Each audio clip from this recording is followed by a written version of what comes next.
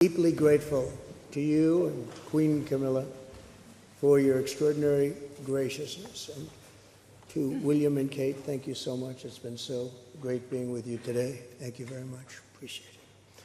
It's a singular privilege to be the first American president welcomed here. And if you think about it, it's a lot of presidents, and this was the second state visit. And that's the first, and maybe that's going to be the last time. I hope it is, actually. But this is truly one of the highest honors of my life. Such respect for you and such respect for your country. For many decades, His Majesty the King has epitomized the fortitude, nobility, and the spirit of the British monarchy and the British people.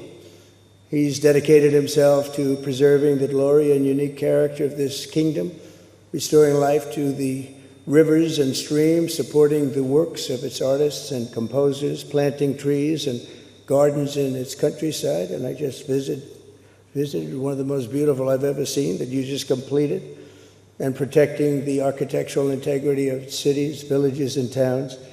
He has uplifted the poor, cared for rural farmers, and tended to wounded veterans like nobody else.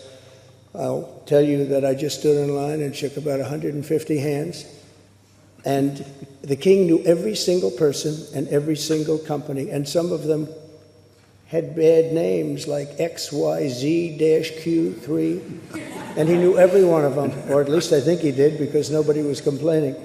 I was very impressed with that. But I just want to say that His Majesty has also raised a remarkable son in His Royal Highness Prince of Wales. Really amazing. We've gotten to know you, and I think you're going to have an unbelievable success in the future. Melania and I are delighted to visit again with Prince William and to see Her Royal Highness Princess Catherine, so radiant and so healthy, so beautiful. It's really a great honor. Thank you. Many years ago, His Majesty opened his archives to a biographer. Among the documents was a letter from 1993 in which he described the patriotism and guided his many projects. He wrote that he was, quote, entirely motivated by a desperate desire to put the great back into Great Britain. In the finest tradition of British sovereigns, he has given his whole heart, everything he's got, to those parts of Britain that are beyond the realm of mere legislation. It's not easy, but which define its essence and its virtue, its harmony, and its soul. It's an amazing calling, and there's nobody that's answered that calling like you have. A fifth of all of humanity speaks, writes, thinks, and prays in the language born on these isles and perfected in the pages of Shakespeare and Dickens and Tolkien, and Lewis, Orwell, and Kipling. Incredible people, unbelievable people like we have rarely seen before, probably won't see again. The lion-hearted people of this kingdom defeated Napoleon, unleashed the Industrial Revolution, destroyed slavery, and defended civilization in the darkest days of fascism and communism.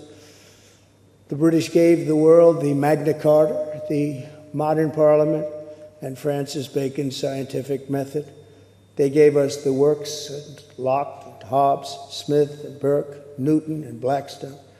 The legal, intellectual, cultural, and political traditions of this kingdom have been among the highest achievements of mankind. There's really never been anything like it.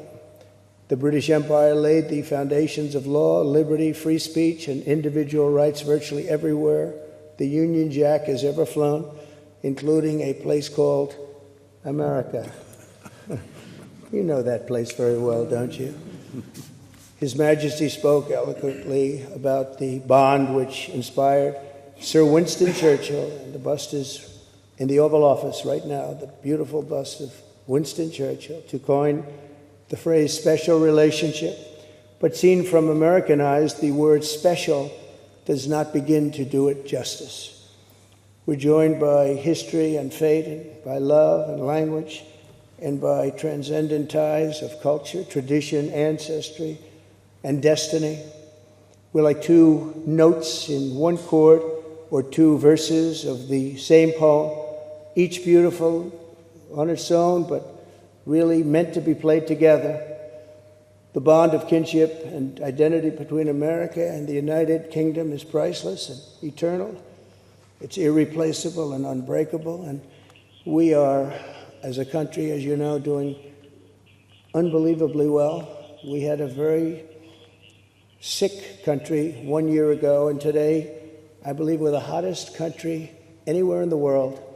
In fact, nobody's even questioning it, but we owe so much of that to you and the footing that you gave us when we started. Together, we've done more good for humanity than any two countries in all of history. Together, we must defend the exceptional heritage that makes us who we are, and we must continue to stand for the values and the people of the English-speaking world, and we do indeed stand for that. On behalf of all Americans, I offer a toast to one of the great friendships, to two great countries, and to His Majesty, King Charles III, a very, very special man, and also a very, very special queen. Thank you very much.